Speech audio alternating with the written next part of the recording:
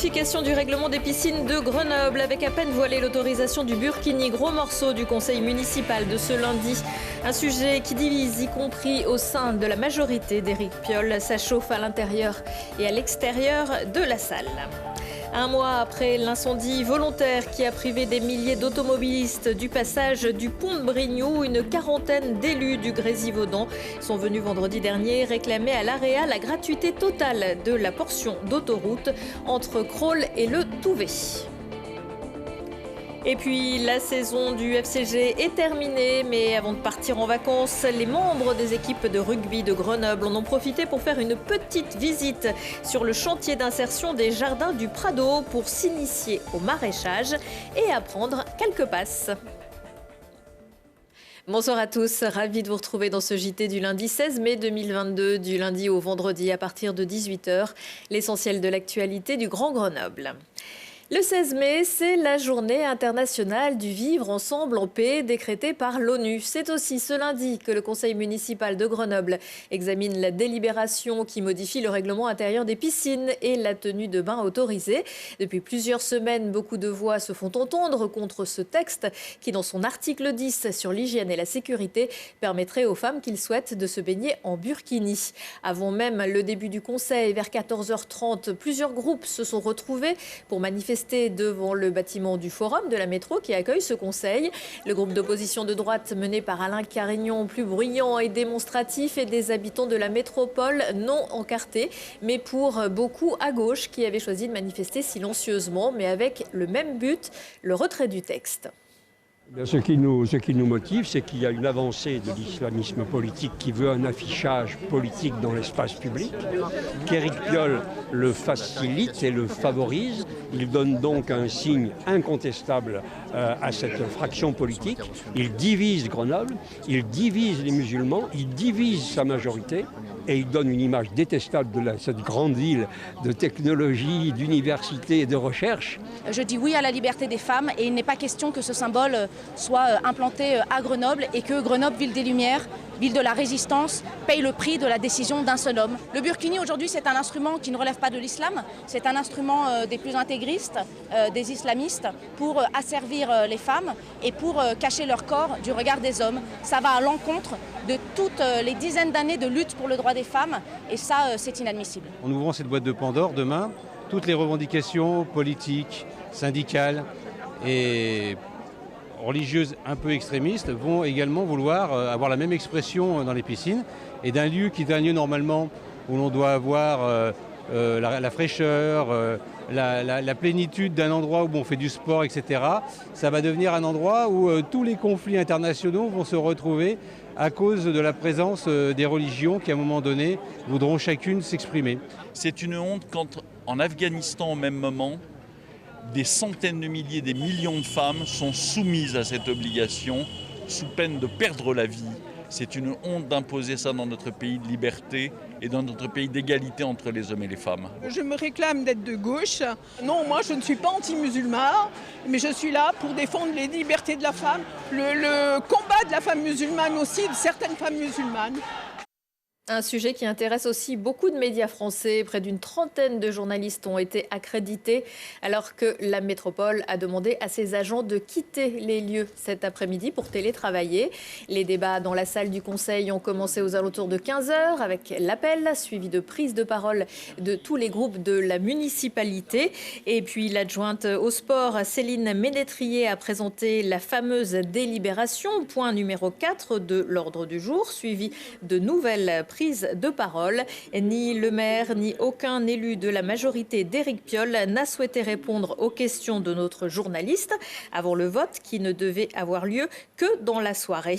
Des discussions et un vote qu'une centaine de militants d'Alliance citoyenne, l'association en première ligne pour la demande du voile couvrant pour la baignade, ont suivi avec attention depuis la salle rouge dans le quartier Bouchaillé-Vialet à Grenoble, l'auditorium de la Maison du Tourisme leur ayant été refusé par la métropole et malheureusement malgré le recours devant le tribunal administratif, le même tribunal qui pourrait, si cette délibération était votée, être saisi par le préfet de l'Isère sur instruction du ministre de l'Intérieur Gérald Darmanin pour demander la suspension et l'annulation de ce texte. Nous reviendrons bien sûr sur tous ces développements dans notre édition de mardi.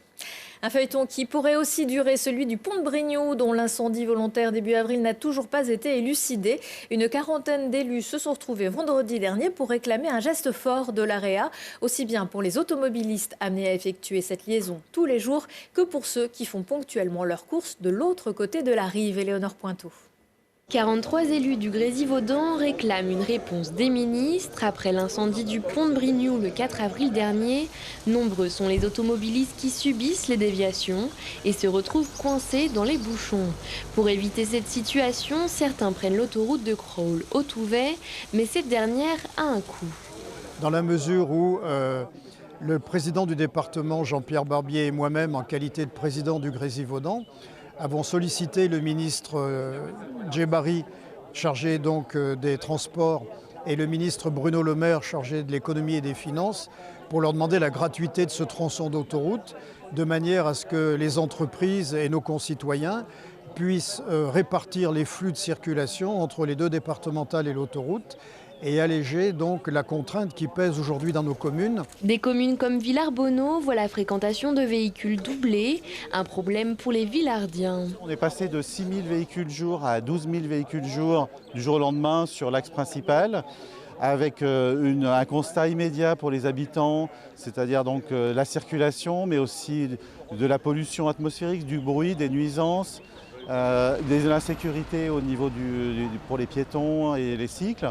Depuis le 29 avril, piétons et cyclistes peuvent se déplacer sur le pont, mais les véhicules légers restent interdits. Au mieux, la circulation sera rétablie en novembre 2022. Un impact majeur pour les commerçants de Crolles.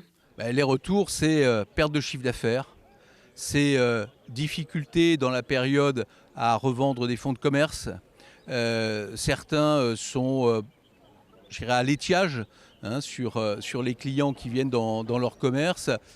À Saint-Imier, un parking relais vient d'être aménagé avec pour objectif de réduire les flux de circulation grâce au covoiturage. Donc on espère qu'effectivement dans la problématique là, de la coupure du pont, il faut qu'on arrive à travailler sur différents leviers et entre autres sur le covoiturage qui peut vraiment être un moyen aussi de réduire le nombre de voitures. Donc on espère que l'ouverture du PEP de la Bâtie pourra y contribuer. La société AREA a déjà mis en place la gratuité du badge télépéage pour moins de 20 trajets par mois et une remise de 50% pour le trajet entre Crolles et le Touvet. Mais ce n'est pas suffisant pour les élus du Grésivaudan qui espèrent être entendus par le gouvernement. En espérant que le nouveau gouvernement, dont on ne connaît pas encore la composition, entendra le message. Tout le week-end, les hommages de la classe politique locale se sont multipliés pour saluer les mémoires de Jean Faure, décédé vendredi soir à l'âge de 85 ans dans son Vercors qu'il aimait tant. Originaire du plateau où ses parents étaient paysans, il fut l'homme de plusieurs vies. Soldat pendant la guerre d'Algérie, moniteur de ski, directeur du village olympique de 1968, maire d'Autran pendant 25 ans, sénateur UMP pendant 3 années de plus et même vice-président, puis questeur de la Chambre haute. Ses obsèques auront lieu en l'église d'Autran mercredi à 14h. En présence de nombreuses personnalités politiques, dont le président actuel du Sénat, Gérard Larcher. Télé Grenoble diffusera le documentaire que nous lui avions consacré, Le Renard du Vercors, samedi à 15h et dimanche à 21h15. Un petit mot de sport et voilà, c'est fini. Samedi soir sur le terrain du Paris FC, le GF38 a bouclé sa saison de Ligue 2 par une défaite 2-0. Un match sans enjeu puisque les Grenoblois étaient déjà assurés du maintien. Une saison qui, malgré le record du gardien capitaine Brice Maubleu, qui aura arrêté pas moins de 105 buts, une saison donc qui ne restera pas dans les annales. En dépit de quelques coups d'éclat dans les dernières journées, le GF38 termine à la 15e place du championnat. En finale de la Ligue 2 féminine, les filles du basket club Mélan-La-Tronche se sont inclinées samedi soir 64 à 51 chez leurs adversaires à Toulouse. C'était leur 3e défaite de la saison contre leur leader. Les Iséroises ont une chance de se rattraper en égalisant au match retour qui aura lieu ce week-end à la patinoire Pôle Sud, à condition bien sûr que le parquet remplace la glace d'ici samedi. Les filles du FCG, les Amazones, elles se sont inclinées en quart de finale des phases finales à Blagnac. La saison est terminée, comme elle l'était déjà depuis jeudi dernier pour l'équipe élite masculine. Mais avant de ranger les crampons, il et elle ont participé à une semaine de développement durable au sein du club dans la mouvance de Grenoble, capitale verte européenne. Et oui, c'est aussi ça, Grenoble. Un reportage d'Arthur Glory. Outils à la main, oublions le ballon et place au grand air. Pour la deuxième année consécutive, le FCG organise une semaine du développement durable. Ce jour-là, les joueurs se reconvertissent en maraîchers au jardin du Prado de Bressieux. Une découverte qui permet aussi d'échanger avec le public de ce chantier d'insertion. C'est dans les objectifs du club d'être ancré localement et nous en tant que joueurs, joueuses, ça nous apporte aussi beaucoup. Enfin, c'est toujours agréable de sortir un peu de Grenoble et puis voilà, d'aider où on peut et de s'intégrer à notre territoire avec des actions comme ça. Mais c'est vrai qu'en plus on rencontre des gens et c'est agréable quand il fait beau. N'oublions tout de même pas le rugby. Après avoir appris à planter des pommes de terre, c'est au tour des joueurs d'enseigner. Des parties de rugby, pas toujours dans les règles.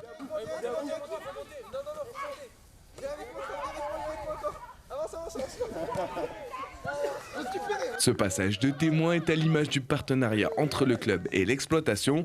Depuis 2 ans, le FCG offre des paniers de fruits et légumes tout droit sortis du maraîcher. Une initiative éco-responsable qui est amenée à se multiplier. Ça fait la deuxième année qu'il y a un partenariat, notamment au niveau des paniers de fruits et légumes que nous propose. En contrepartie, on fait des séances de sport de façon hebdomadaire pour les jardins du Prado. C'est important autant pour le FCG que pour les jardins du Prado, d'arriver à mélanger un petit peu les différentes actions qu'on mène nous au quotidien au club et ce qu'ils font. Dans cette semaine du développement durable, le FCG réalise toutes sortes d'actions sur son territoire, de la collecte d'équipements sportifs pour la ressourcerie ou encore de téléphones mobiles pour les recycler. Ce genre d'action aide à faire bouger les choses, que ce soit avec leurs partenaires ou le club lui-même. Et justement, la ressourcerie du FCG sera encore ouverte une fois. Ce sera mercredi 1er juin au stade Lesdiguières à la Bodega.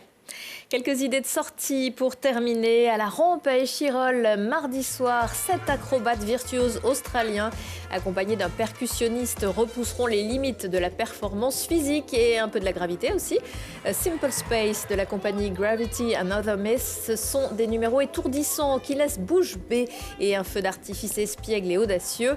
Simple Space, c'est donc mardi à la rampe à Échirolles. Et puis qui dit la vérité, vous le découvrirez peut-être dans le périmètre de Denver cette semaine à la MC2 à Grenoble, où l'on rencontre 7 personnages venus d'horizons différents, tous présents le jour d'un meurtre dans l'hôtel d'une station balnéaire. Inspiré par les films de procès, en passant par le jeu du Cluedo jusqu'aux enquêtes de Colombo et même Kurosawa, Vimala Ponce sème un trouble permanent entre le vrai, le faux réel et l'artifice. Auteur, artiste de cirque, actrice, Vimala Ponce s'est d'abord formée aux arts martiaux et à la guitare classique avant d'étudier en fac d'histoire de l'art et cinéma. C'est ainsi que s'achève ce JT. Retour de l'actu à 19h, 21h, 23h et en replay sur télégrenoble.net. Je vous souhaite à tous une excellente soirée.